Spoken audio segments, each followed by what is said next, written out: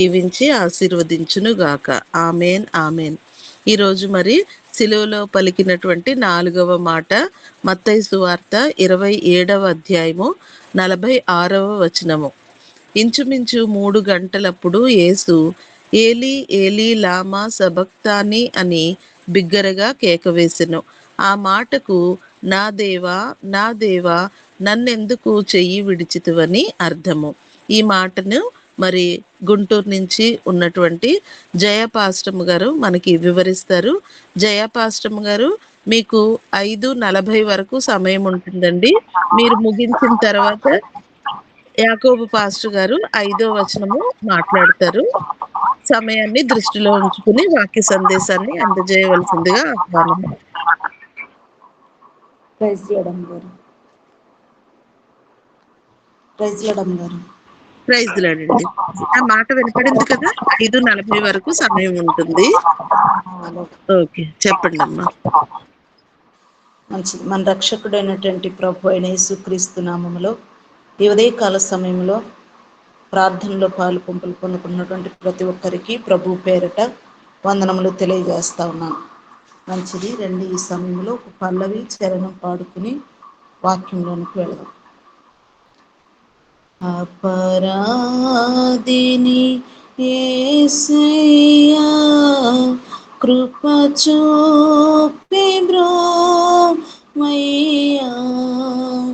అపరాధిని యేసయ్యా కృప చూపి బ్రోమయ్యా, నెపమెంచకయని కృపలో నెపమెంచకయని కృపలో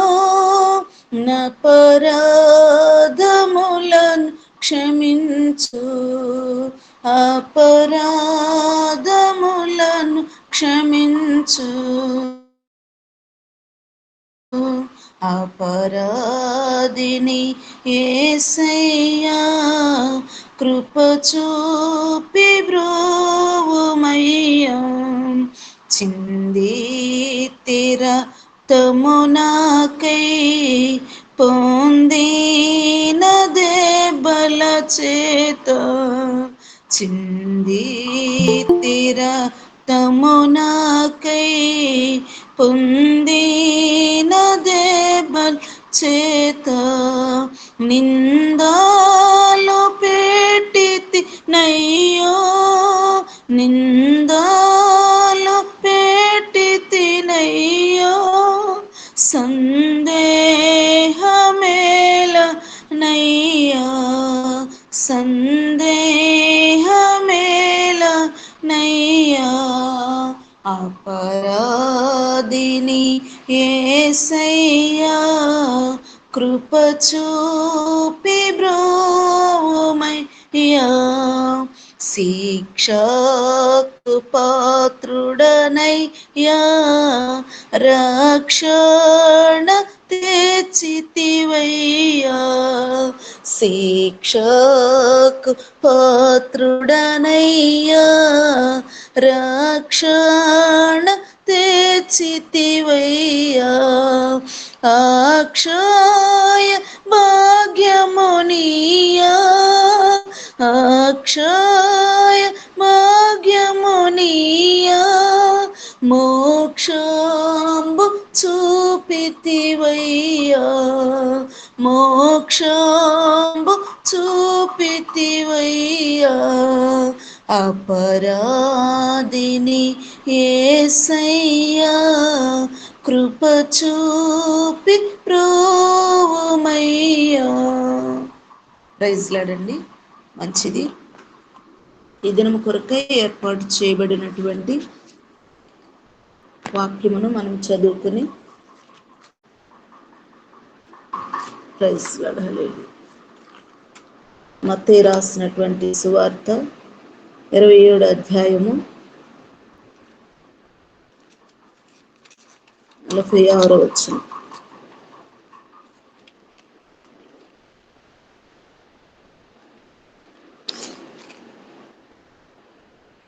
ప్రైజ్ లార్డ్. మత్తయి గారు రాసినటువంటి సువార్త 27వ అధ్యాయము 46వ వచనం.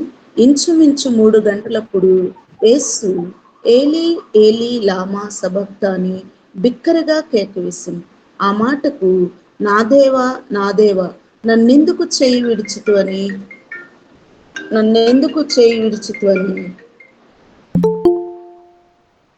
అర్థము. ప్రభు అయినటువంటి యేసుక్రీస్తు వారు ఈ మాట ఇంచుమించు 3 గంటల సమయంలో మాట్లాడుతున్నటువంటి మాట. మొదటి 3 మాటలు కూడా ఆయన ప్రజలను సూచించి మాట్లాడినటువంటి మాటలు. ప్రభువా వీరేమి చేయుచున్నారు, వీరు ఎరుగరు కనుక వీరిని క్షమించుమని పలికాడు. రెండో మాట ఆ దొంగకి గొప్ప ఆశీర్వాదమును వాగ్దానం ఇచ్చాడు. మూడో మాట ఆయన తల్లికి ఆదరణ కలిగించేటువంటి మాటను ఆయన పలుకుతూ వచ్చాడు. ఈ యొక్క 4వ మాట వచ్చేటప్పటికి ప్రభు అయినటువంటి యేసు క్రీస్తు వారు తన యొక్క గురించి మాట్లాడుతూ ఉన్నాడు. ఏ సమయంలో ఆయన మాట్లాడుతున్నాడంటే దాదాపు ఇంచుమించు 3 గంటల సమయంలో 3 గంటల సమయంలో ఆయన మాట్లాడుతున్నటువంటి మాట ఏమన్నంటే ఏలీ ఏలీ లామా సబక్త అని ఆయన బిక్కరగా కేక వేస్తా ఉన్నాడు. బిక్కరగా కేక వేస్తున్నటువంటి ఆ కేక ఆక్రందన ఎంత దయనీయమైనటువంటిదంటే, తండ్రి తన చేయిని విడిచినప్పుడు యేసు ఎంతో భయంకరమైనటువంటి తీవ్రమైనటువంటి బాధతో ఈ కేక వేస్తా ఉన్నాడు. తండ్రి తనను విడిచినటువంటి ఆ యొక్క క్షణములు, ఆ యొక్క పరిస్థితిని ఆయన తట్టుకోలేకపోయాడు. ఎందుకంటే ఈ యొక్క మాట ఎప్పుడు ప్రవచించబడిందంటే ఇంచుమించు 3 గంటల సమయంలో ఆయన శిలువ మీద వేలాడుతున్నప్పుడు చూసినట్లయితే, వాక్యాన్ని జ్ఞాపకం చేసుకుందాము. మనము ఇక్కడ చూసినట్లయితే ఇదే మాట మనము జ్ఞాపకం చేసుకున్నట్లయితే మార్కు సువార్త 15వ అధ్యాయము 33వ వచనంలో కూడా ఒకసారి మాటను జ్ఞాపకం చేసుకున్నాం. ఆయన బిక్కరగా కేక వేస్తున్నప్పుడు ఆయన చూసినటువంటి ఈ యొక్క ప్రజలు ఏమనుకుంటున్నారంటే ఆయన ఎవరు పిలుస్తున్నారు అనుకుంటున్నారో చూద్దాము. 15వ అధ్యాయము 33వ వచనంలో మనం జ్ఞాపకం చేసుకున్న మాట చూసినట్లయితే మధ్యాహ్నం మొదలుకొని 3 గంటల వరకు ఆ దేశమంతటను చీకటి కమ్మెను.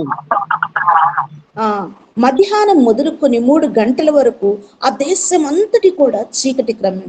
3 గంటలకు యేసు ఎలోయి ఎలోయి లామా సబక్తా అని బిక్కరగా కేకవేసి ఆ మాట విన్నటువంటి ప్రజలు ఆ మాటకు నా దేవా నా దేవా నన్ను ఎందుకు విడిచుతూనే అర్థము. ఆయన బిక్కరగా కేక వేస్తున్నప్పుడు దగ్గరున్నటువంటి ఆ జనాంగము, ఆ ప్రజలు కొందరు ఏమంటున్నారంటే ఇదిగో అదిగో ఏలియా అని పిలుచుచున్నాడు.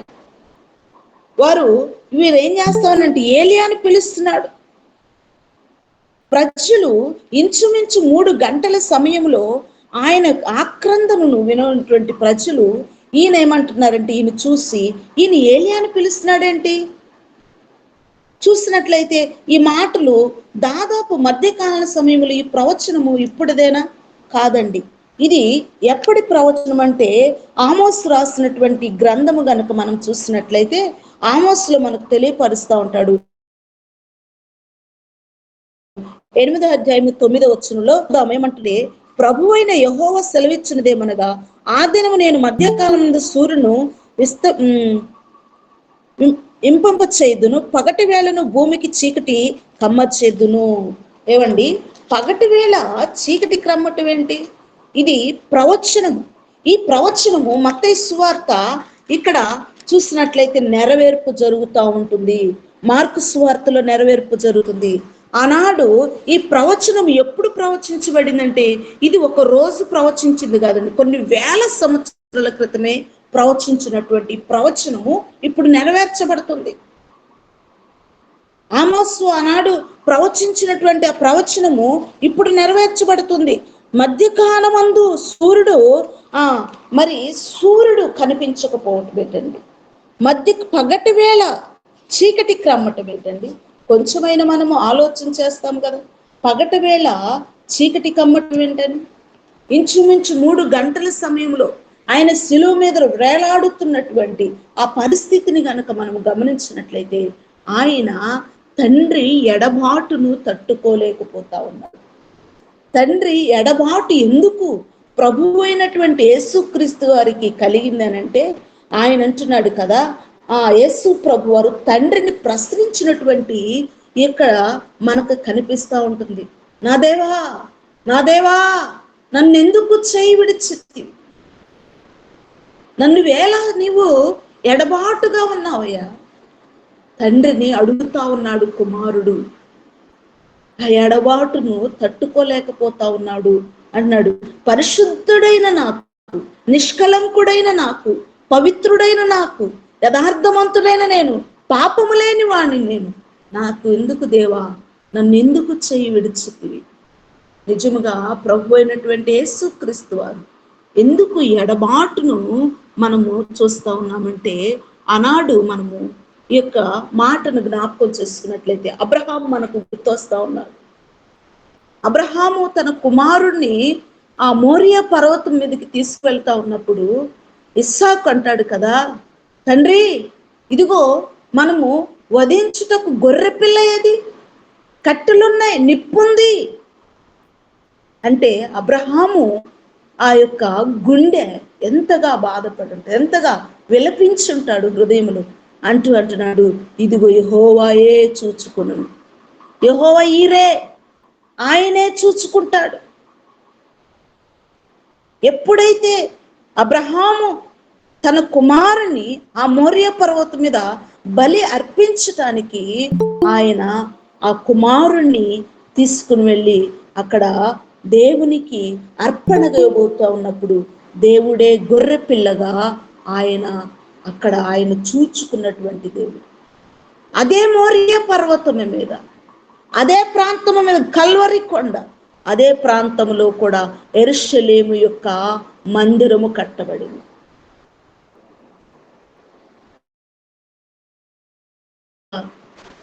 బిడ్డలమైనటువంటి ఉదయకాల సమయంలో యేసు క్రీస్తు వారు ఈ యొక్క శిలువ మరణమును పొందబోయే ముందు ప్రభు వెడబాటును తట్టుకోలేనటువంటి ఆ యొక్క పరిస్థితిని ఆయన ఆక్రందన చెందుతూ ఉన్నాడు. ఏమన్నా, నా దేవా, నా దేవా, నన్ను ఎందుకయ్యా చేయి విడిచావంటే, తండ్రి చేయి విడిచినటువంటి ఆ క్షణము నీ చెయ్యి నా చెయ్యి పట్టుకోవటానికి తన కుమారుని చెయ్యిను ఎడబాటు చేసుకున్నాడు. తన సొంత కుమారుణ్ణి చెయ్యి విడిచి మనల్ని చెయ్యి పట్టుకోవటానికి తండ్రి ఇష్టపడినటువంటి వాడు. తన కుమారుణ్ణి మనకు అనుగ్రహిస్తా ఉన్నాడు. తన కుమారుణ్ణి చేయి ఎడబాటును ఆయన విడిచిపెట్టకపోయినట్లయితే నీ చెయ్యి నా చెయ్యి పట్టుకోవడానికి, నీవు నేను ఆ యొక్క స్థానమును పొందుకోవటానికి అర్హులము కాదు. నీవు నేను ఆ స్థానములో మనం ఉండటానికి యోగ్యత లేనటువంటి వారు. ఎందుకంటే ఆయన చెయ్యి విడిచి మనల్ని ఆయన సమీపస్తులుగా చేస్తా ఉన్నాడు. ఆయన తన సొంత కుమారుని మనకు అనుగ్రహిస్తా ఉన్నాడు. చూద్దామై మాటలు. ఎందుకంటే ఇదే మాట కీర్తనలో 22వ అధ్యాయము 1వ వచనంలో కూడా ఉంటది. దావీదు రాసినటువంటి కీర్తనలో 22వ అధ్యాయము 1వ వచనం అంటాడు, నా దేవా, నా దేవా, నన్ను నీవు ఎలా విడనాడితివి? నన్ను రక్షింపక నా ఆర్పదోని వెనుక నీవేళ దూరముగా ఉన్నావయ్యా. చూడండి, ఈనాడు ప్రభు అయినటువంటి యేసుక్రీస్తు వారు చేయి తండ్రి విడిచిన తోడని నిన్ను నన్ను కూడా ఆయన సమీపస్తులుగా చేశాడు. ఉదయకాల సమయంలో మనము ఆ యొక్క పరిశుద్ధుడైనటువంటి రక్తము చేత, అమూల్యమైనటువంటి రక్తము చేత, నిష్కలంకమైనటువంటి రక్తము చేత, యథార్థవంతుడైన రక్తము చేత, పాపము లేని రక్తము చేత పరిశుద్ధులుగా చేయటం, మనల్ని విమోచించుటకు తండ్రి తన కుమారునికి తన యొక్క కొన్ని క్షణములు ఆయన ఆయన వీపును చూపించాడు, ఎడబాటును కలుగు చేశాడు. ఆ ఎడబాటే మనల్ని ఏం చేసిందంటే సమీపస్తులుగా చేసింది. అందుకే అంటున్నాడు, ఎందుకంటే యోహాను రాసినటువంటి సువార్తలో 3:16 లోకమును దేవుడు ఎంతో ప్రేమించాడు కనుక,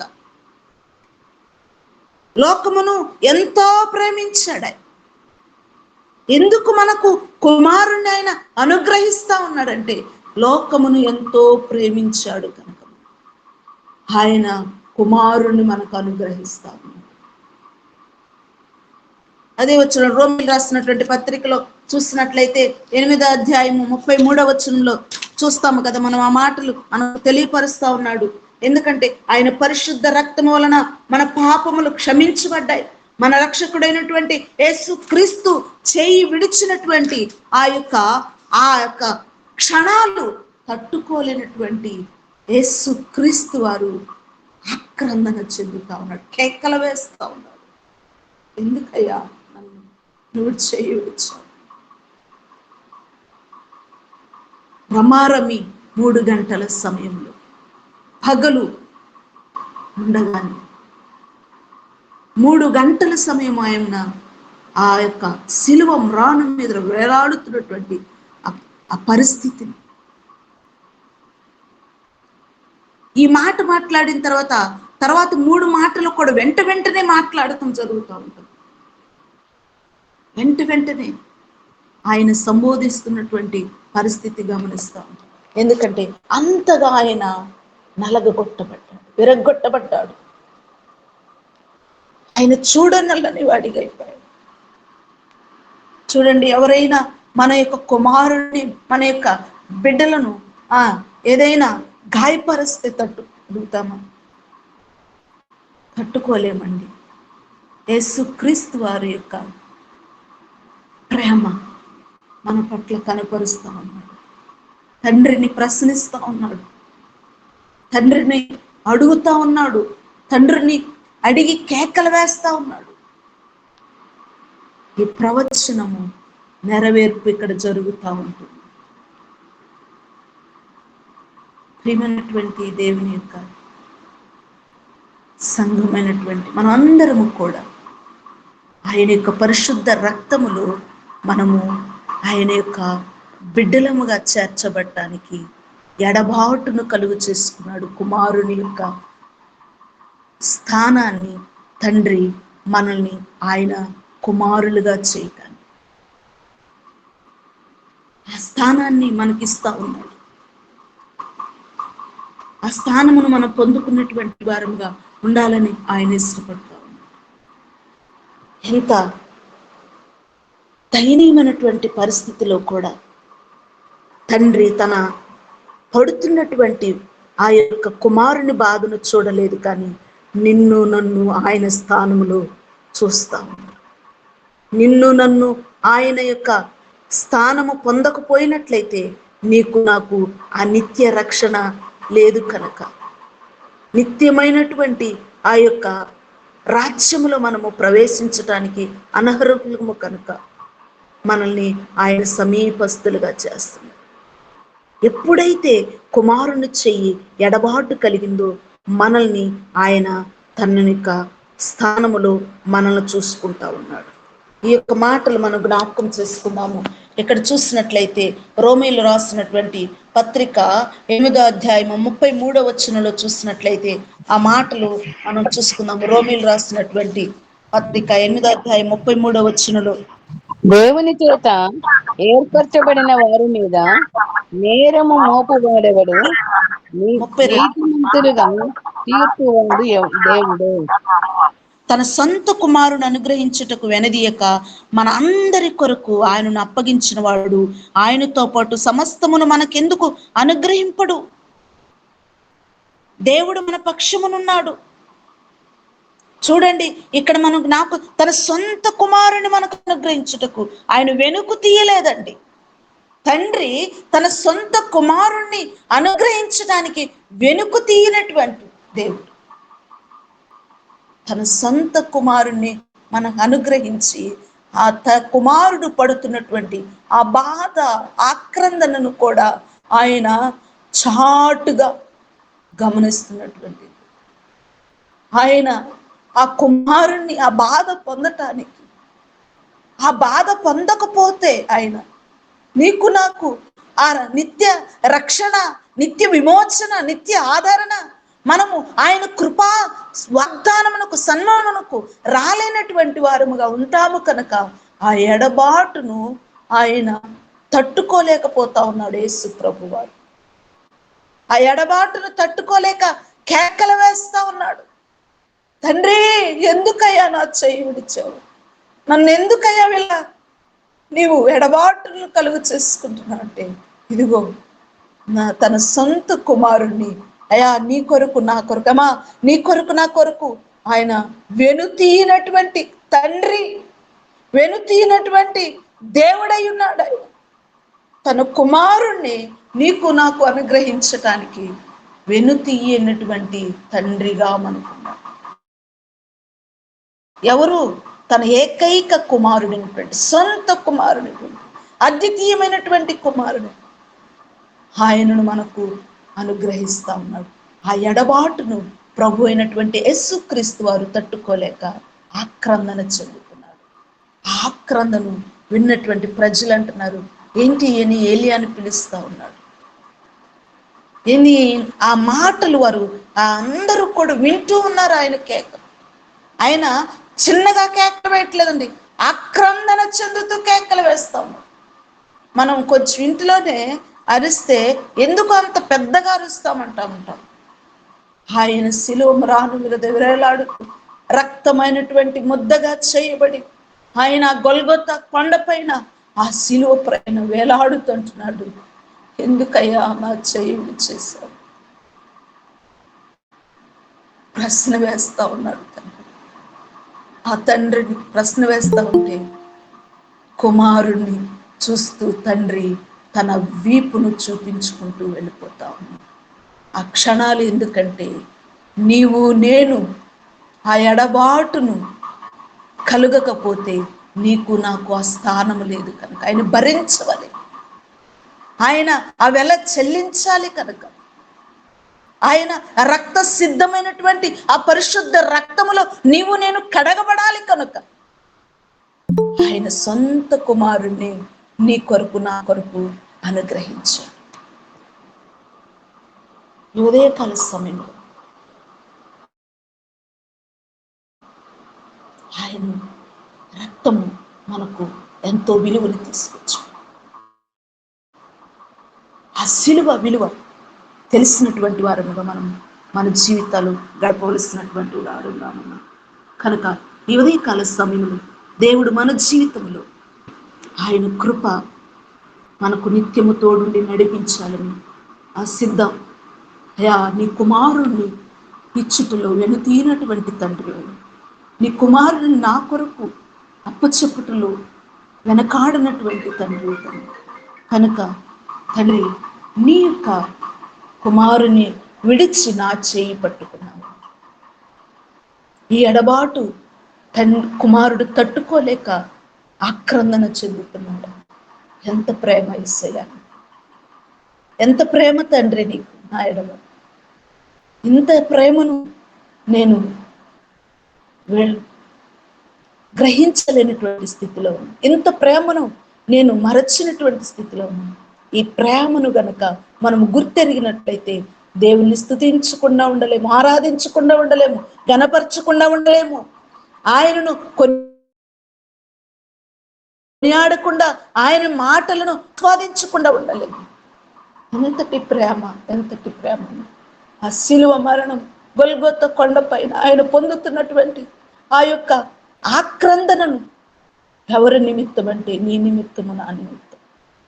తన సొంత కుమారుడు నాకు అనుగ్రహించాడు, తన సొంత కుమారుణ్ణి మనకు అనుగ్రహించాడు. ఎంత గొప్ప భాగ్యం! ఈ ఉదయకాల సమయం దేవుడు ఇంచుమించు 3 గంటల సమయం, దాదాపు ఆయన 6 గంటలు మొదలుకొని ఇక్కడ 12 గంటలు మొదలుకు 3 గంటల సమయము వరకు ఆయన ఆ శిలువ మీద బ్రేలాడుతున్నటువంటి పరిస్థితి, మండు టెండల్లో మధ్యకాలం సమయంలో కేకలు వేస్తున్నటువంటి పరిస్థితి. దేవుడే కుమారుడు చేయవలసినటువంటి ఆ యొక్క త్యాగమునకు అప్పచెప్పేశాడు. అపరాధ భావమును పొందవలసినటువంటి మనల్ని ఆయన్ను అపరాధముగా అక్కడ అప్పచెప్పేసేసాడు. ధర్మశాస్త్ర ప్రకారం అయితే మనము చేసినటువంటి ప్రతి పాపమునకు వెల చెల్లించవలసినటువంటి వాడు తన సొంత కుమారుణ్ణి ఆయన మన నిమిత్తము వెల చెల్లించి వేసేసి పరిశుద్ధమైనటువంటి ఆ యొక్క దేవుడు, నిష్కలంకడమైనటువంటి ఆ దేవుడు అమూల్యమైనటువంటి రక్తము చేత నిన్ను నన్ను పరిశుద్ధుల చేయటం ఆ ఎడబాటును కలుగు చేశాడు తండ్రి. ఆ ఎడబాటును మనము ఈ శిలువ రక్తము చేత సమీపస్తులుగా చేసి ఆయనే మన నిమిత్తము బలి అయిపోయాడు కనుక ఆయన యొక్క రక్తము చేత మనం పరిశుద్ధమైనటువంటి బిడ్డలుగా జీవించడానికి ఆయన యొక్క ప్రేమను మనం నిత్యము కలిగి అట్టి కృపా పరిశుద్ధాత్మ దేవుడు మనందరికీ తోడేని నడిపించాలని ఈ కొద్ది మాటలు పరిశుద్ధాత్మ దేవుడు మన వినికిడిలో ఫలింపచేసి వృద్ధి పొందించునుగాక. ఆమేన్ ఆమేన్ ఆమేన్ ఆమేన్. చక్కని శ్రేష్టమైనటువంటి వాక్య సందేశాన్ని అందజేసిన జయ పాస్టమ్మ గారికి వందనాలు. మరి సిలువలో పలికినటువంటి 5వ మాట ఇప్పుడు మన మధ్యలో ఉన్నటువంటి యాకోబు పాస్టర్ గారు ధ్యానిస్తారు. సిలువలో పలికినటువంటి 5వ మాట యోహాను సువార్త 19వ అధ్యాయము 28వ వచనము. అటు తరువాత సమస్తమును అప్పటికి సమాప్తమైనదని యేసు ఎరిగి లేఖనము నెరవేరునట్లు నేను దప్పిగొనుచున్నానెను. ఆమేన్. ఈ మాటని మనకి ధ్యానం చేయడానికి యాకోబయ్య గారిని ఆహ్వానించుకుందాము. యాకోబయ్య గారు వందనాలండి. 6:05 వరకు మీకు సమయం ఉంటుంది. వాక్య సందేశాన్ని అందజేయవలసిందిగా ఆహ్వానము.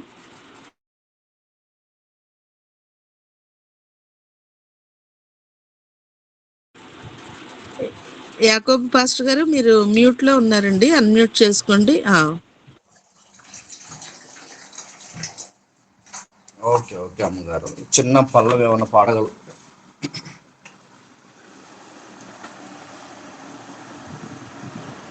జయపాస్టమ్ గారు పాడతారా? అపరాధిని ఎందుకు పాడింది 2వ చరణం. పర్వాలేదు అమ్మగారు, ఓకే. కృప చూపి బ్రోమయ్యా పక్కాలో బల్లపు పోటు క్రాకోన పొడసితి నేనే ప్రక్కాలో బల్లపు పోటు క్రాకోన పొడసితి నేనే మీకీలి బాధించితిని మీకీలి బాధించితిని మాకు చూపితివయ్యా మాకు చూపితివయ్యా అపరాధిని యేసయ్యా కృప చూపి బ్రోమయ్యా. ప్రైజ్ లార్డ్ అమ్మగారు. ఓకే అమ్మగారు, వందనాలు. ఉదయకాల సమయంలో మరి యేసు వైపు చూచుచు అనే ఆధ్యాత్మికమైన కార్యక్రమానికి వచ్చేసిన మీ అందరికి కూడా ప్రభు పేరిట శుభములు తెలియచేయుచున్నాను. మనము చదువుకున్న వాక్య భాగమును మరోసారి జ్ఞాపకం చేసుకున్నట్లయితే యోహాను సువార్త 19వ అధ్యాయము 28వ వచనాన్ని మనం చూసినప్పుడు అక్కడ యోహాను సువార్త 19వ అధ్యాయము 28వ వచనం, అటు తర్వాత సమస్తమును అప్పటికి సమాప్తమైనదని యేసు ఎరిగి లేఖనము నెరవేరునట్లు నేను దప్పిగొనుచున్నాను. నేను చిన్న ప్రార్థన చేసుకుందాం. ప్రార్థన చేసుకోక ముందు ఇంకొక వాక్య భాగమును కూడా మనం జ్ఞాపకం చేసుకుందాం. ప్రకటన గ్రంథము 22వ అధ్యాయము, ప్రకటన గ్రంథము 22వ అధ్యాయము 17వ వచనాన్ని మనం చూద్దాం. 22:17. ఆత్మయు పెళ్లి కుమార్తెయు రమ్ము అని చెప్పుచున్నారు, వినువాడును రమ్ము అని చెప్పవలను. దప్పికొనిన వానిని రానిమ్ము, ఇచ్చయించు వానిని జీవజలమును ఉచితముగా పుచ్చుకొన నిమ్ము. ఆమేన్. చిన్న ప్రార్థన చేసుకుందాం. తండ్రి, నీకు వందనాలు దేవా. ఉదయకాల సమయంలో నీ ముఖ దర్శనం చేసుకోవటానికి నీ సన్నిధిలో చేరి శ్రేష్టమైన మాటలను మేము వినటానికి మాకు మరొక దినాన్ని ఇచ్చావు. నీకు వందనాలు అయ్యా. నీవు మాతో మాట్లాడండి, ఆధ్యాత్మికంగా బలపరచండి. నీ కృపలో అయ్యా మేము నైనా నీ వాక్యం ద్వారా స్థిరపరచబడటకు సహాయం చేస్తావని నమ్ముచు యేసు నామమున ప్రార్థించి పొందుకున్నాం తండ్రి, ఆమేన్. ప్రియులారా, మరొకసారి మీ అందరికీ కూడా మరి నా హృదయపూర్వకమైన వందనములు తెలియచేస్తున్నాను. చాలా సంతోషం, చాలా అద్భుతంగా ఇప్పటి వరకు 4 మాటలను ఒక్కొక్కరు ఒక్కొక్క విధంగా తెలియచేశారు. చాలా కొత్త మాటలను కూడా మనం విన్నాం. ఆధ్యాత్మికముగా దేవుడు ఒక్కొక్కరిని ఒక్కొక్క విధంగా మరి వాడుకుంటున్నారు. అందును బట్టి నేను ఎంతగానో సంతోషిస్తున్నాను. ఇక్కడ మనం 5వ మాటకు వచ్చేసరికి, 5వ మాటను మనం చూసినప్పుడు ఈ మాట మరి 19వ అధ్యాయము 28వ వచనంలో మనం ఈ మాటను చూస్తున్నాం. అయితే ఇక్కడ ఒక ప్రత్యేకమైన మాటను మనం కనుగొంటాం. అదేంటి అనంటే, లేఖనము నెరవేరునట్లు నేను దప్పిగొనుచున్నాను. నేను ఈ దప్పిక మరి లేఖనము నెరవేరునట్లుగా దప్పిగొనుచున్నట్టుగా మనం చూస్తా ఉన్నాం. ప్రియులారా, ఇక్కడ యేసుక్రీస్తు ప్రభువారు గొల్గోతా కొండపైన ఆ సిలువలో వ్రేలాడబడుతూ ఆయన మరి 5వసారి మాట్లాడినటువంటి ఈ మాట చాలా ఆశ్చర్యం వేస్తూ ఉంటుంది. చాలా ఆశ్చర్యం వేస్తూ ఉంటుంది. ఒక్కొక్క మాట ఒక్కొక్క మరి అర్థమునిచ్చేదిగా ఉంది. నేను ఆ మిగతా 4 మాటల గురించి చెప్పను, కానీ 5వ మాట నాది గనక ఈ మాట గురించి ప్రత్యేకంగా నేను మీతో మాట్లాడాలని ఇష్టపడుతున్నాను. ఈ మాట మరి ఆధ్యాత్మికమైనటువంటి దాహాన్ని గుర్తు చేస్తున్నట్టుగా మనం చూస్తున్నాం. ఆయన దేవుడండి. ఆయన నిరంతరము ఆరాధనకు యోగ్యుడైనటువంటి ప్రభువు, తండ్రి కుడిపాక్షమున కూర్చున్నవాడు. అంతకంటే ముందుగా మనం చూడవలసిన విషయం ఏంటనంటే, త్రిత్వంలో ఏకత్వమై ఉన్నవాడు. తండ్రి, కుమార, పరిశుద్ధాత్మ త్రియేక దేవునిగా ఉన్నటువంటి త్రిత్వంలో ఏకత్వంగా ఉన్నవాడు యేసుక్రీస్తు ప్రభువారు. అయితే మనం ఆదికాండంలో చూసినప్పుడు సమస్తమును దేవుడు కలుగజేశాడు. జలములను కూడా దేవుడు కలుగజేశాడు. ఆయన సమస్తము కలుగజేసినప్పుడు ఆ సమస్తములో ఏమొచ్చింది అనంటే జలము కూడా వచ్చిందండి. పై జలం ఉంది, కింద జలం ఉంది. ఈ జలాలను కూడా కలుగజేసింది ఎవరు అనంటే దేవుడే అని చెప్పి మనం చూడవచ్చు. అయితే ఆశ్చర్యం ఏంటనంటే, జలమును కలుగజేసిన వాడు దాహము అడుగుతూ ఉన్నాడు. చూడండి, మనము రెఫరెన్స్లు చూడాల్సిన పని లేదు, కానీ మనకంత బాగా తెలుసు, ఆనాడు ఇజ్రాయెల్ ప్రజలు అరణ్యంలో ప్రయాణం చేస్తున్నప్పుడు వారికి దాహం వేస్తూ ఉంటుంది. వారికి నీళ్లు లేదని చెప్పి, నీళ్లు లేవు, ఎడారిలో నీళ్లు లేవని చెప్పి మోషే మీద సనుగుతా ఉన్నప్పుడు ఆయన ఒక బండ దగ్గరికి వెళ్ళి మాట్లాడు, అక్కడ నీకు నీళ్లు వస్తాయనంటే మరి మోషే బండను కొట్టినప్పుడు అక్కడ నీళ్లు ఉపికినట్టుగా మనం చూస్తున్నాం. ఇలా చాలా ఉన్నాయండి. ఆది కాండంలోనే మనం చూసినప్పుడు హాగరు మరి నీళ్ళ కోసం ఏడ్చినప్పుడు అక్కడ ఇస్మాయేల్కు దాహాన్ని నీటి బుగ్గను ఇచ్చినట్టుగా మనం చూస్తాం. ఇలాంటి ఆశ్చర్యకరమైన మాటలు చాలా ఉన్నాయి. మనము ఇవన్నీ కూడా ప్రతిసారి మనం ధ్యానిస్తూ ఉంటాం, అవి మనకు కొత్త కాదు. అయితే ఏదేమైనా మనం ఆలోచన చేయాల్సిన విషయం ఏంటనంటే, అన్ని లక్షల మందికి దాహాన్ని తీర్చిన వాడు, నీటి బుగ్గలు ఆయన చేతిలో ఉన్నవి, ఆయన జలమును మరి ఆయన కలుగునుగాక అంటే కలిగిపోయినవి, సముద్రము అలలు పొంగి మరి పొంగుతున్నప్పుడు ఆయన సముద్రం ఆగు అనగా నిమ్మలపరచబడినది. అది మనం చూస్తాం. శిశువులందరూ కూడా పడవలో ఉన్నప్పుడు ఆయన సముద్రాన్ని ఆపినట్టుగా మనం చూస్తాం. అయితే ఇంత ఆశ్చర్యకరమైనటువంటి దేవునికి దాహం వేస్తూ ఉందండి. ఇంత ఆశ్చర్యకరంగా అద్భుతంగా మరి ఉన్నటువంటి దేవునికి దాహం వేస్తున్నట్టుగా మనం చూస్తూ ఉన్నాం. అయితే ప్రియులారా, ఏంటి దాహం అనేది మనం ఆలోచన చేయాలి. ఇంత గొప్ప దేవునికి దాహం వేయడం ఏంటి? ఈ దాహం ఏమై ఉన్నది? ఒకవేళ మనం ఈ దాహాన్ని తీర్చగలమా? ఈ ఆలోచనలో మనం ఉండాలండి. ప్రతి సంవత్సరం మనం ధ్యానిస్తూ ఉన్నాం. గుడ్ ఫ్రైడే 7 సిలువ పైన పలికినటువంటి 7 మాటలను మనము ధ్యానిస్తున్నాం. కానీ ఈరోజు ఒక ప్రత్యేకమైనటువంటి ధ్యానంలో మనం ఉందాం. ప్రతి సంవత్సరం ధ్యానిస్తూ ఉన్న భాగంలో ఇది కూడా ఒక భాగంగా మనం ఎంచుకోకూడదండి.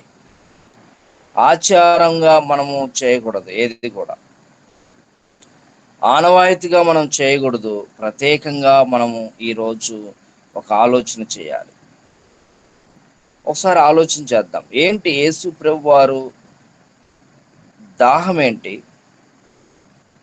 ఈ దాహాన్ని నేనేమైనా తీర్చగలనా? అనే ఆలోచన మనం అయితే ఆలోచన చేసినప్పుడు ఖచ్చితంగా దీనికి సంబంధించిన రిజల్ట్ మనం చూడగలుగుతాం. ఎందుకు మనము ఆయన దాహాన్ని తీర్చకూడదు? ఆయన దాహాన్ని మనం ఎందుకు తీర్చకూడదు అనేది మనము ప్రశ్నించుకుందాం. ప్రియులారా, మానవుని యొక్క జీవితానికి నీరు చాలా అవసరం అండి.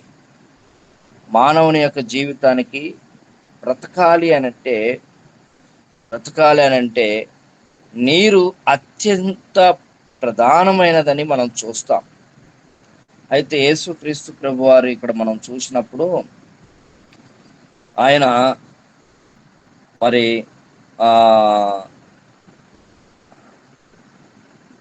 ఆయన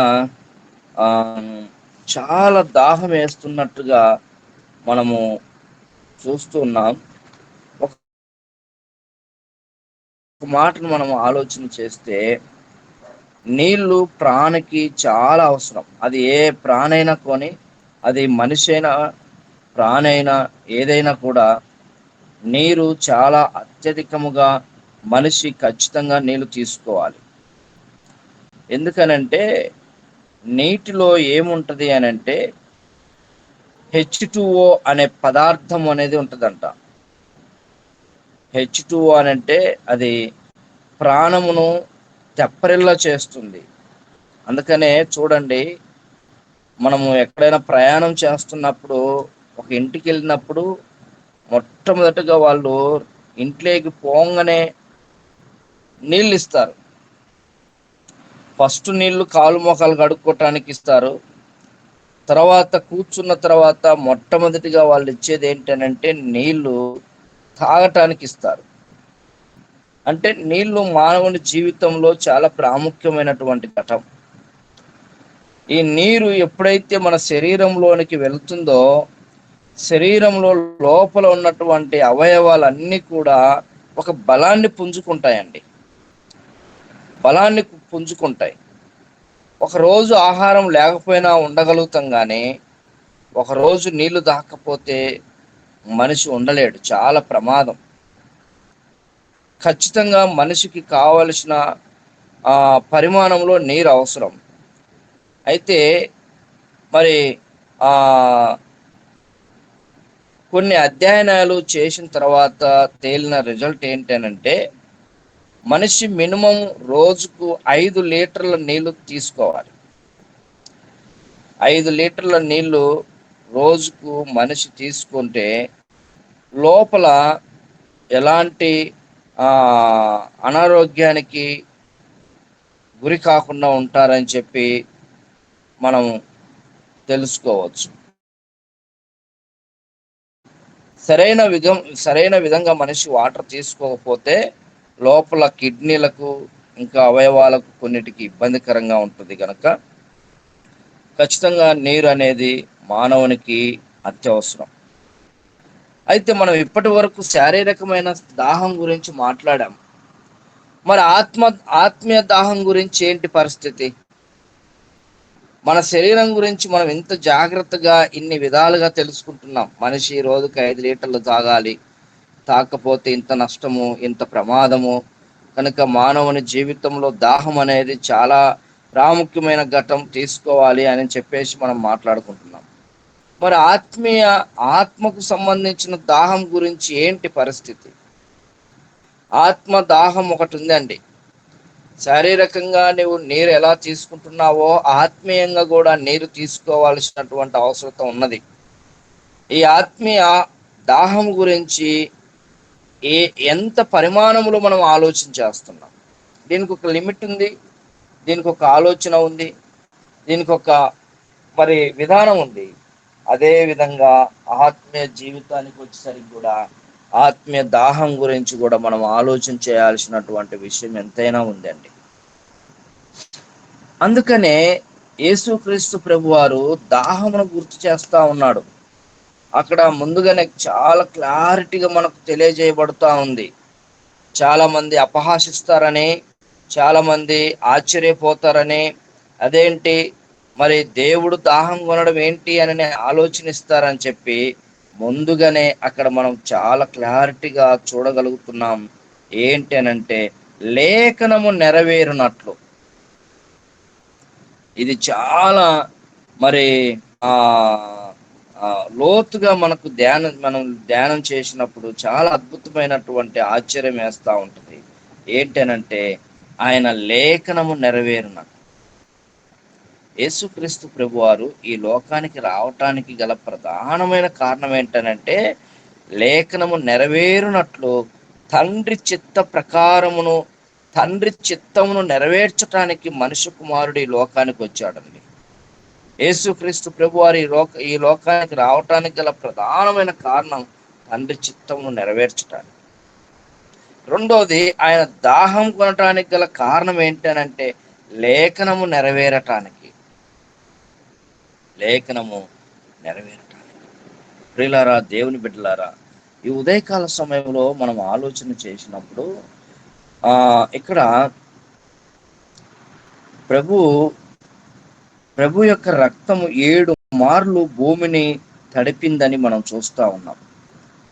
ఒకటి ఏంటనంటే సున్నతి సమయంలో ఆయన రక్తం భూమిని తడిపినట్టుగాను, తర్వాత గెత్సేమనే తోటలో ఆయన ప్రార్థన చేస్తున్నప్పుడు ఆ ప్రార్థన చెమట రక్త బిందువుగా అక్కడ పడినట్టుగా మనం చూస్తూ ఉన్నాం. తర్వాత మరి కొరడా దెబ్బలు తింటున్నప్పుడు ఆయన రక్తం దారలుగా కారినట్టుగా మనం చూస్తున్నాం.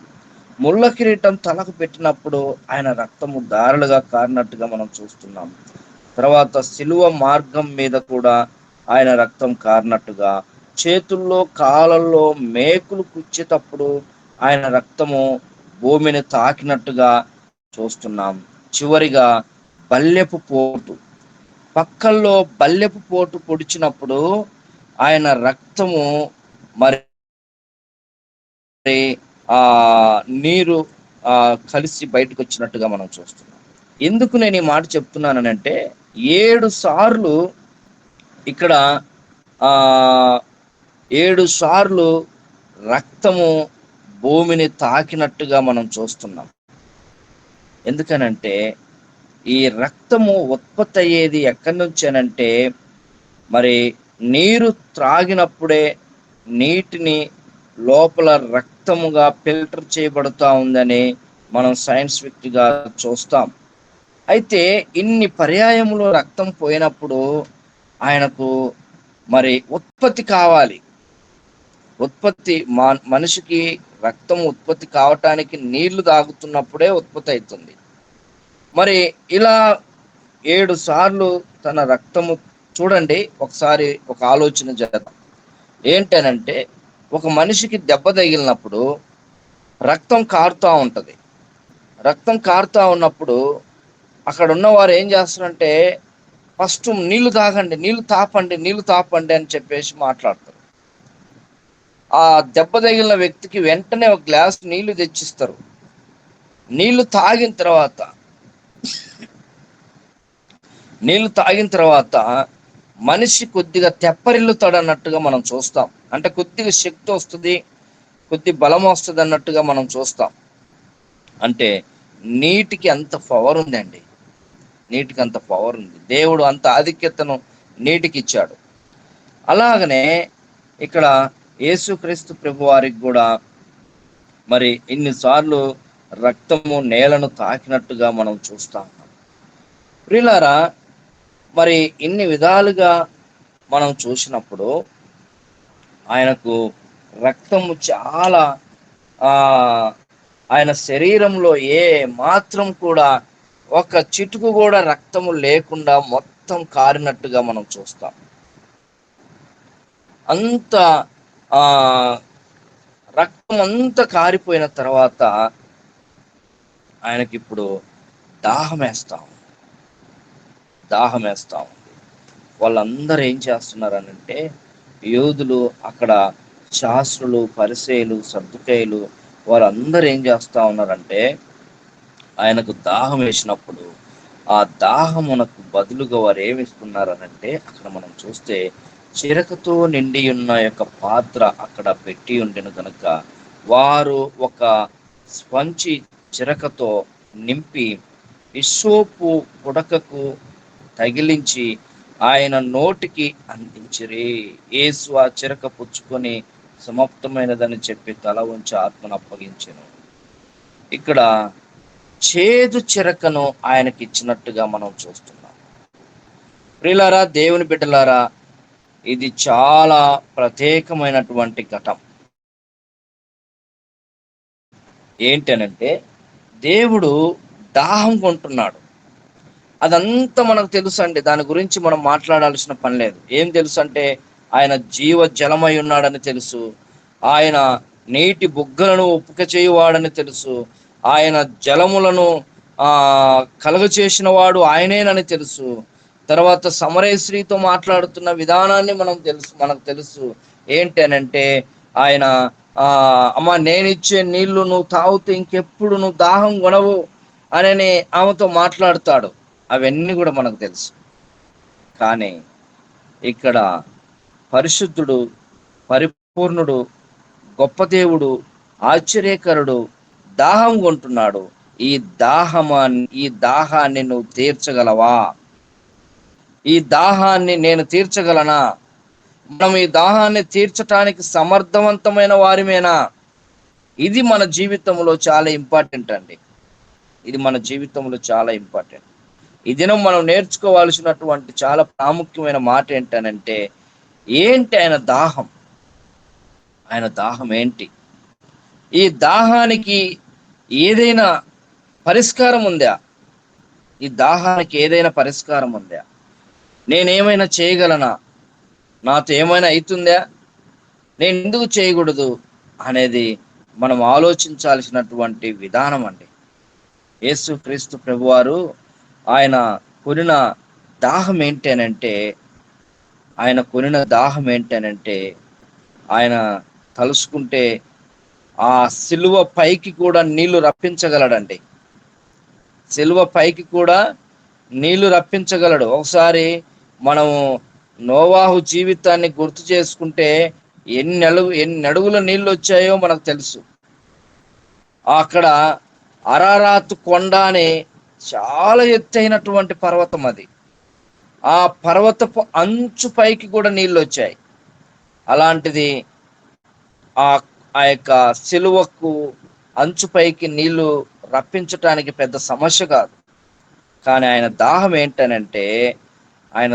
ఏంటనంటే చాలా ఆలోచించాల్సిన విషయం ఏంటనంటే ఆత్మలను రక్షించాలనేది ఆయన దాహం అండి.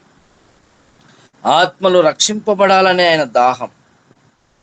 మనం అందరము యేసు క్రీస్తును ఎరిగి ఒక ఆధ్యాత్మికమైన జీవితంలో ఎదగాలనేదే ఆయన యొక్క దాహమై ఉన్నది.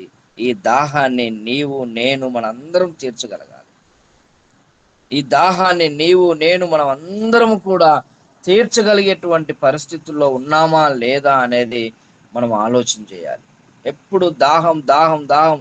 యేసు ప్రభు వారు శిలువ పైన దాహం దప్పికొన్నాడు అని చెప్పుకునేది కాదు. కానీ ఈ దాహాన్ని మనం ఎందుకు తీర్చకూడదు?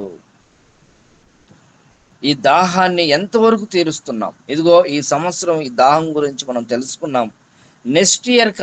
నెక్స్ట్ సంవత్సరం కల్లా కనీసం నా ద్వారా ఒక్క ఆత్మనన్న క్రీస్తు వైపుకు తీసుకురాగలిగి ఆయన దాహాన్ని తీరుస్తున్నానా? ఇదండి ఆలోచన. ఈ సంవత్సరం ఆయన దాహం అంటే ఏంటో నేను తెలుసుకున్నాను. ఆ దాహాన్ని నేను తీర్చాలి అని అంటే ఇదిగో నాలాగా ఇంకొక ఆత్మ నశించిపోతుంది. వారెవరైనా కానీ, మన సహోదరులు కానీ, మన పక్కింటోళ్ళు కానీ, ఎదురింటోళ్ళు కానీ, మన పరిచయస్తులు కానీ, మనం పనిచేసే పని దగ్గర ఉన్నవారైనా కానీ, ఎవరైనా కానీ వారు క్రీస్తుని ఎరగక ఇంకా చీకటిలో బ్రతుకుతూ ఇంకా వ్యసనాలకు మరి బానిసలైపోయి వారి జీవితాలు వారు సేనా దయ్యం పట్టిన వాడు ఏ విధంగా గాయాలు చేసుకుంటున్నాడో అట్లా వారి ఆధ్యాత్మికమైన జీవితాన్ని గాయాలు చేసుకుంటూ బ్రతికే వారు చాలా మంది మన చుట్టూ కనపడుతున్నారు. మరి వారిని యేసు దగ్గరికి తీసుకురాగలిగితే అప్పుడు ఆయన దాహం తీరుతుందండి. యేసయ్య దగ్గరికి తీసుకురాగలిగితే అలాంటి వారిని పరిచయం చేసి, లోకరక్షకుని పరిచయం చేసి అయా అని చెప్పి వాళ్ళకు తెలియచేసి వారిని దేవుని వైపుకు తీసుకురావడమే యేసయ్య యొక్క దాహానికి నిదర్శనమై ఉన్నది. ఆలోచన చేద్దాం ప్రియులారా. ప్రతి సంవత్సరము ఇలాగనే కాకుండా ఈ సంవత్సరం ఒక ప్రత్యేకమైనటువంటి ఆలోచనతో మనం ఉందాం. ఆయన దాహాన్ని తీర్చేవారిగా ఆ రోజు వారు యేసయ్య దాహం అడుగుతున్నాడు, వారు దాహం తీర్చలేకపోయారు. వారు ఏమిచ్చారనంటే చేదు చిరకనిచ్చారు అని మనం మాట్లాడుకుంటున్నాం కదా. వారే కాదండి, ఈ రోజు మనము కూడా చేదు చిరకని ఆయనకి ఇస్తా ఉన్నాం. ఆ రోజు వారు చేదు చిరకనిచ్చారని నీ దృష్టిలో వాళ్ళందరూ కూడా ఒక క్రిమినల్ నేరస్తులాగా మనం చూస్తా ఉన్నాం. ఎంత దుర్మార్గులాళ్ళు. ఆయన దాహం ఉంటే చేదు చిరకన వారికి ఇచ్చేది. అదే ఆ ప్రదేశంలో నేనుంటే మినరల్ వాటర్ తీసుకొచ్చి ఆయనకి ఇచ్చేవాడినేమో అని అనుకోవచ్చు అండి. మనం అలా ఆలోచన చేయొచ్చు, తప్పులేదు. మనం అట్లా ఆలోచన చేయటానికి మరి ఎలాంటి తప్పు లేదు. కానీ ఆ రోజు ఆయన కొన్న దాహము ఈ రోజు నువ్వు తీర్చటానికి కూడా దేవుడు అవకాశం ఇస్తా ఉన్నాడు. వారు చేదు చిరకనిచ్చారు, మనం ఎలాంటి చిరకనిస్తున్నాం? పోయిన సంవత్సరం విన్నాం, ఇప్పటికి కూడా ఒక ఆత్మను కూడా దేవునికి దగ్గరికి తీసుకురాకపోతే మనం చేదు చిరకనిచ్చిన వాళ్ళం కాలేదా? ఏమండి, ఆలోచన చేద్దాం. మనం ఎలాంటి చిరకనిస్తున్నాం ఏంటి? ఇంకా ఆ రోజున్న వాళ్ళకి మనకు తేడా ఏంటి? డిఫరెంట్ ఏంటి? ఎప్పుడు మనమే ఇందాం, ఎప్పుడు మనమే చూద్దాం, ఎప్పుడు మనమే బైబిల్ పట్టుకొని మందిరానికి వద్దాం, ఎప్పుడు మనమే కనపడదాం. ఈరోజు మనమే కనపడదాం, ఇంకో సంవత్సరం తర్వాత మనమే కనపడదాం. ఎప్పుడు సంఘం విస్తరిస్తుందండి, ఎప్పుడు ఆత్మలు అభివృద్ధి అవుతా ఉన్నాయండి. చూడండి, మనము ఆయన దాహాన్ని తీర్చేవారిగా మనం కనపడాలి. ఆయన దాహము ఏంటనంటే నశించిపోతున్న ఆత్మలను రక్షణలోనికి తీసుకురావడమే ఆయన దాహమై ఉన్నది.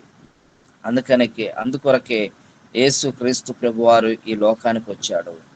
ఆయన కలవరి శిలువ పైన దాహం కొంటూ ఉన్నాడు. ప్రియులారా, దేవుని బిడ్డలారా, ఒకసారి మనం ఆలోచించేద్దాం.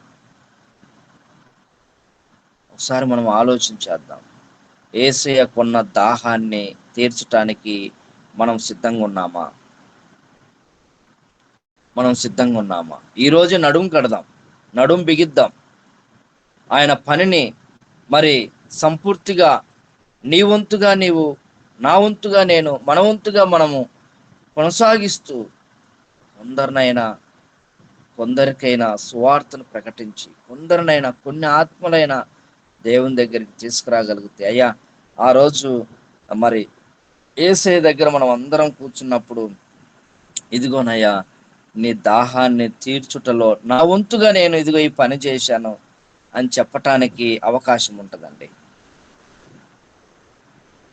మరి ఆయన దాహం తీర్చటానికి మన వంతుగా మనం ఎలా ఆలోచించాలి?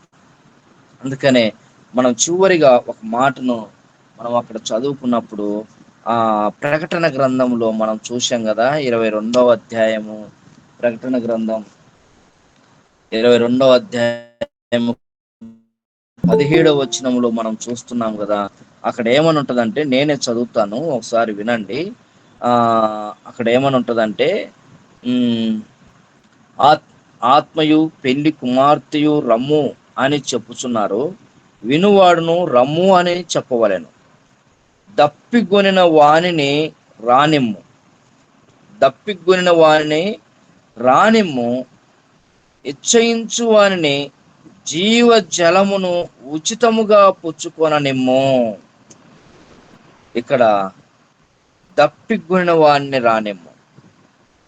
ఎవరు దప్పిగొన్నారు? యేసుక్రీస్తు ప్రభు వారు దప్పిగొన్నారని మనం వింటున్నాం. కానీ దేవుడు ఏమంటున్నాడనంటే, నీవు దప్పిగొన్నావా? నేను ఒకప్పుడు దప్పిగొన్నాను, అయితే ప్రజలందరూ నాకు చేదు చిరకనిచ్చారు. ఈ దప్పిక నీకుందా? ఈ దాహము నీకుందా? ఈ దాహము గిన నీకుంటే ఈ దాహాన్ని మరి ఆ తపన దాహాన్ని తీర్చుకోవటానికి దేవుడు నీకు అవకాశం ఇస్తాడు. అదేంటనంటే జీవ జలాన్ని ఆయన మనకిస్తాడు. ఆ తపన మనలో ఉండాలండి, ఆ దాహం మనలో ఉండాలి. యేసయ్య పడ్డ దాహములో నీకు కూడా ఆ దాహం ఉండాలి. ఏంటనంటే ఆయన దాహం ఏంటనంటే, ఆయన దప్పిక ఏంటనంటే, నశించిపోతున్న ఆత్మలను రక్షణలోనికి తేవాలి, అనేకులకు నా రక్త ప్రోక్షణ ద్వారా విముక్తి కలగాలనేది ఆయన దాహం. యేసుక్రీస్తు రక్తము వలన మనందరి పాప విముక్తి కలుగుతుందన్న దాహం నీకుందా? ఏంటి అసలు నాకు అర్థం కావట్లేదు ఈయన చెప్పేది అని అనుకుంటున్నారేమో. దాహము దేవుడు అక్కడ కొన్నాడు. ఈరోజు ప్రతిరోజు మనం దాహం కొనాలి. ఆ దాహం యొక్క ఆ విధానాన్ని మనం కలిగి ఉండాలి. ఎంతమంది నశించిపోతున్నారు, ఎంతమంది ఇంకా చీకట్లోనే జీవిస్తున్నారు, ఎంతమంది ఇంకా దేవుడు అంటే తెలియని వారు ఉన్నారో. ఆ దాహాన్ని మనము కలిగి వాళ్ళందరికీ మనం తెలియజేసినప్పుడు అందరూ కూడా ఎక్కడికి వస్తారనంటే జీవ జలమును ఉచితముగా పుచ్చుకోవటానికి.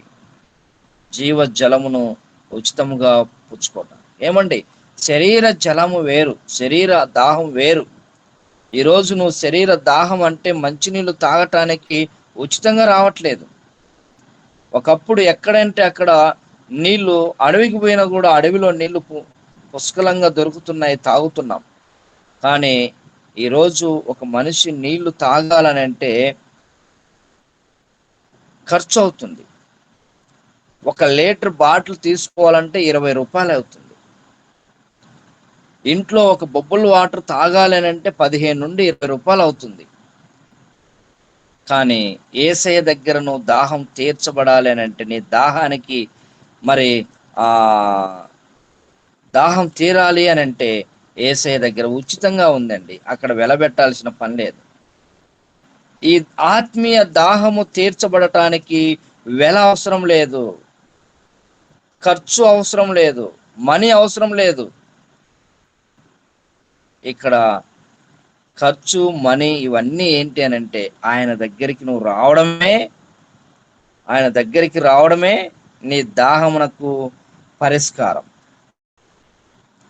ప్రియులారా, యేసుక్రీస్తును ఎరిగినటువంటి మనము, అందుకనే మీరు ఆకాశ నక్షత్రముల వలె, జ్యోతుల వలె మీరు ఉండాలి అని. ఏంటి జ్యోతులనంటే, మనం వెలిగాం, మన నుండి ఇంకా అనేకులు వెలగాలి. మనం ఆ వెలుగును చూశాం, ఆ వెలుగును అనేకులకు పరిచయం చేయాలి. ఇదే దాహమునకున్న పరమార్థమై ఉన్నది. యేసయ్య దాహం తీర్చడానికి ఎంతమంది రెడీగా ఉన్నారు? యేసుక్రీస్తు ప్రభు వారు దాహం కొంటున్నాడు. ఆ దాహం తీర్చడానికి నీవు రెడీగా ఉన్నావా? మనం రెడీగా ఉన్నామా? ఈ దినమే మనము మన జీవితాలను దేవునికి సమర్పించుకొని ఒక ఒడంబడికను తీసుకుందాం, ఒక ఒడంబడిక చేసుకుందాం. అయ్యా, ఈరోజు నేను ఒక్కనిగా వచ్చాను. నీ దాహం తీర్చాలనంటే నాలాగా ఇంకొక మనిషిని తయారు చేయాలి. నాలాగా ఇంకొక ఆత్మను నీ దగ్గరికి తీసుకురాగలగాలి. ఈరోజే నేను నడుము కడుతున్నాను. ఈరోజే నేను మరి ఈ ఆలోచనలో నుండి ముందుకు వెళ్తున్నాను. ఇంకో గుడ్ ఫ్రైడే వచ్చేసరికి, ఇంకో శ్రమల దినాలు వచ్చేసరికి, ఇంకో రోజు వచ్చేసరికి నేను కనీసం ఒక్కరినన్నా నీ సన్నిధానానికి తీసుకొస్తానయ్యా అని ఎందుకు మనము దేవుని సన్నిధిలో ఒడంబడిక చేసుకోకూడదండి?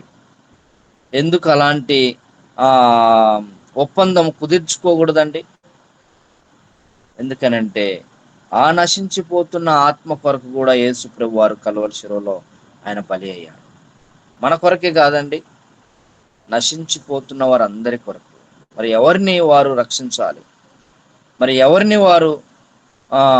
ఎవరు వారిని ప్రభు దగ్గరికి తీసుకురావాలి? ఆ భారం లేదా మనకి? ఆ భారం లేదా మనకి? ఎందుకు ఉండకూడదండి? ఎందుకు ఉండకూడదు? ఈ దినం మనము ఆలోచన చేద్దాం. ఆయన దాహం తీర్చాలి అని అంటే నీవు కూడా ఆ దాహం తీర్చగలవు. ఆ దాహం మనం అందరం తీర్చగలం. కానీ ఆయన దగ్గరకు ఒక ఆత్మను కూడా తేలేదు అని అంటే నిజంగా ఆయన చేతికి మనము చేదు చిరకను ఇచ్చిన వారమే అవుతాం. నిజంగా మనం ఆయన చేతికి చేదు చిరకను ఇచ్చిన వారమే అవుతాం. అప్పుడు మన పరిస్థితి ఏంటి? ఈరోజు మనం వాళ్ళని అనుకున్నాం కదా, వాళ్ళు ఎంత దుర్మార్గులు, యేసు ప్రభు దాహం కొంటే చేదు చిరకను ఆయనకి ఇచ్చారు, ఎంత అన్యాయస్తులు వాళ్ళు అని చెప్పి మనం అనుకుంటున్నాం కదా. దేవుని దగ్గరికి ఒక ఆత్మను కూడా తేలేకపోతే మనం కూడా చేదు చిరకనిచ్చిన వారమే అవుతాం. మరి మన గురించి నెక్స్ట్ జనరేషన్ ఏమనుకోవాలి? నీవు ఆయనకు మంచి చిరకని ఇవ్వాలనుకుంటే, చేదు జీవితాన్ని కలిగిన వారిని దేవుని దగ్గరికి తీసుకొచ్చినప్పుడు వారి జీవితము మరి పరిమళ సువాసన వలె మారుతుందండి. కనుక ఈరోజే ఒక ఆలోచన చేద్దాం, ఒక నిర్ణయం తీసుకుందాం. ఈ దాహాన్ని తీర్చే వంతుగా నీవు కూడా పాలిభాగస్తులుగా, మనం అందరం పాలిభాగస్తులంగా యేసయ్య దాహాన్ని తీర్చే వారిగా మనం ఉందాం. దేవుడి మాటలు దీవించి ఆశీర్వదించును గాక. ఆమేన్. ఆమేన్. ఆమేన్. దాహంబు కొనగా చేదు చిరకాను ద్రావా నిడిపి ద్రోహుండ బండనై చేసి తిని దేహాంబు గాయములను అపరాధిని యేసయ్యా కృప చూపి బ్రోవుమయ్యా. యోహాను సువార్త 7వ అధ్యాయము 37 వచనం ప్రకారము, ఆ పండుగలో మహాదినమైన అంత్యదినమున యేసు నిలిచి ఎవడైనా దప్పికొనిన ఎడల నా యొద్దకు వచ్చి దప్పి తీర్చుకునవలెను. నా యందు విశ్వాసం ఉంచు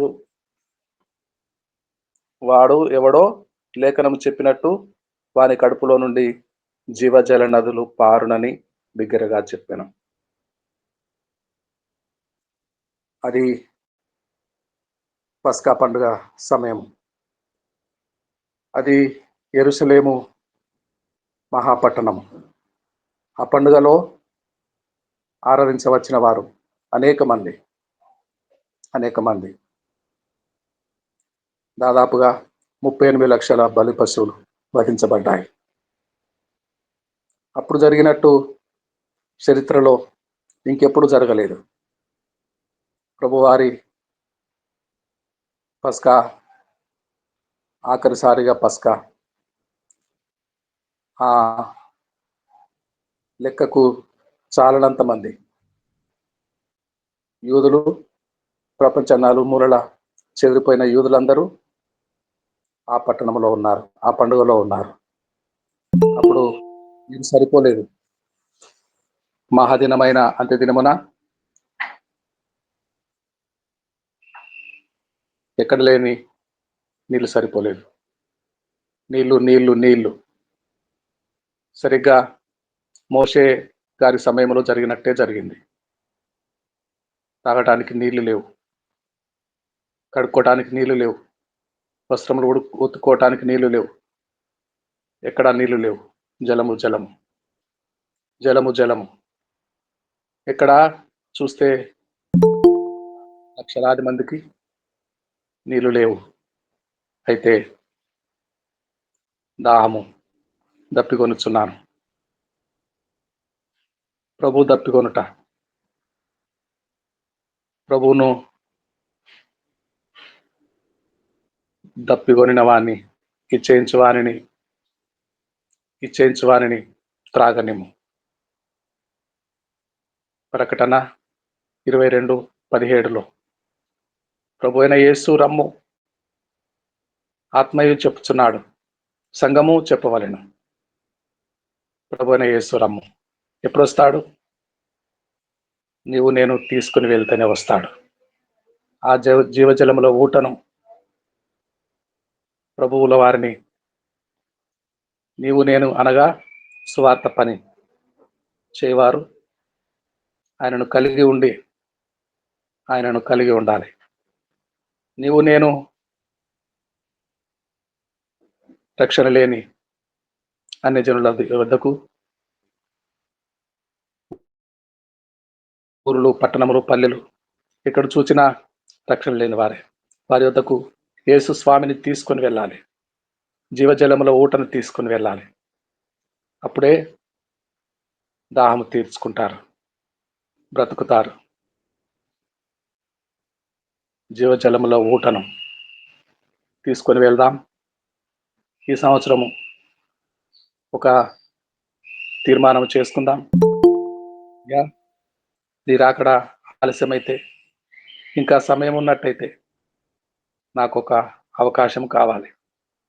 జీవజలముల ఊటవైన నిన్ను రక్షణ లేని దప్పికొన్న వారి వద్దకు తీసుకొని వెళ్తాను. చక్కగా ఎంతో ఆవేదన చెందుతున్నాడు సేవకుడు. చక్కని 4వ మాట, ఏలి ఏలి లమా సబక్తాని, దప్పికొనుచున్నాను అని 2 మాటలు జయపాశ్రమ గారు అలాగే యాకోబు గారు చాలా విశ్లేషించారు. ప్రార్థన శాంతకుమార్ గారు 2 మాటలను బట్టి చిన్న మాట ప్రార్థన చేస్తారా? శాంతకుమార్ గారు. పరిశుద్ధుడా, ప్రేమ నమ్మకం గల మా తండ్రి, కృపల మా తండ్రి వందనాలు స్తోత్రాలు చెల్లించుకుంటున్నాం. సజీవ గల దేవ స్తోత్రం తండ్రి, స్తోత్రం ప్రభా. ఉదయకాల సమయంలో సహవాసంలో ఉన్న తండ్రి మేము చేరి స్థితి ఆరాజు కనపరచడానికి మీరు మాకు ముందుంచినటువంటి జీవిత ప్రయాణంలో మేము నడవలసిన త్రోవలో చేసుకుని ముందు నడవటానికి నా తండ్రి చక్కటి ఆత్మీయ భావాలతో కూడినటువంటి ప్రభా, సెలవులో పడికినటువంటి మీరు 7 మాటల్లో ఉన్నటువంటి ప్రభా, 4వ మాట గురించి 5వ మాట గురించి ప్రభా మీ దాసుల ద్వారా మా ముందు ఉంచినారు తండ్రి. వందనాలు స్తోత్రాలు. అవును ప్రభా, దేవా నా చేయి ఎలా విడిచితివని సెలవిచ్చిన ఆయన ఆవేదనతో మాట్లాడిన విధంగా ప్రభా మా చేయి ప్రభా మీ చేయికి అందించడానికి ప్రభా మీరు ఆయన చేయి విడిచిపెట్టినారు తండ్రి. అది మేము గ్రహించిన తండ్రి. మీ చేతిని మేము విడవక నా తండ్రి ఎల్లప్పుడూ మీ చేతిని పట్టుకొని మా జీవిత ప్రయాణం నడుస్తున్నా తండ్రి. నైనా తప్పిగల వాని దగ్గరికి ప్రభా మీ యొక్క వాక్యం చేర్చిన తండ్రి. వారి దప్పిక తీర్చిన తండ్రి మీ యొక్క ప్రియుడలుగా మేము సాక్ష్యాన్ని పంచుకోవచ్చు. నిజ జీవితంలో మీ చిత్తానుసరంగా నడవటానికి కృపాకారం మా పట్ల జరిగించమని తండ్రి ఈ విషయాలలో ప్రభావ ఆత్మ నడిపింపు మాకు దయచేసి క్రీస్తు బిడ్డలుగా నడిపించమని సహవాసాన్ని దీవించి ఆశ్రయించి బహుగా ఫలింపచేయమని క్రీస్తు నామమున దీనమునతో బ్రతిమాలి కూర్చున్నాం తండ్రి. ఆమేన్. ఆమేన్. చక్కగా మనందరి నిమిత్తము యేసు వైపు చూచు పరిశుద్ధ సహవాసం నిమిత్తము ప్రభును వేడుకొనిన శాంతకుమార్ గారికి ధన్యవాదాలు తెలియజేస్తున్నాము. ఇప్పుడు ప్రభు నేర్పిన ప్రార్థన చెప్పుకుందామండి. ప్రభు నేర్పిన ప్రార్థన. పరలోకమందున్న మా తండ్రి, నీ నామం పరిశుద్ధపరచబడుగాక, నీ రాజ్యం వచ్చుగాక, నీ చిత్తము పరలోకమందు నెరవేరినట్టు భూమి యందు నెరవేరును గాక. మా దిన ఆహారము నేడు మాకు దయచేయము, మా ఎడల అపరాధము మన శోధనలోని తేక రాజ్యము, శక్తి, మహిమ నిరంతరం నీవే ఉన్నావు తండ్రి. ఆమేన్. ఆమేన్. ఆమేన్. ఆమేన్. చక్కని వాక్యం అందించారు దేవుని సేవకులు. తొలుత జయ పాస్టర్ గారు, తర్వాత యాకోబయ్య గారు. యాకోబ్ పాస్టర్ గారు ఆశీర్వాదం విడుదల చేస్తారా? ఓకే గారు. మన తండ్రి అయిన దేవుని కృపయు, కుమారుడైన యేసు క్రీస్తు ప్రేమయు, పరిశుద్ధాత్మ సన్నిధి సహవాసము చేరి వచ్చిన మనందరికీ సదాకాలము తోడైండును గాక. ఆమేన్. ఆమేన్.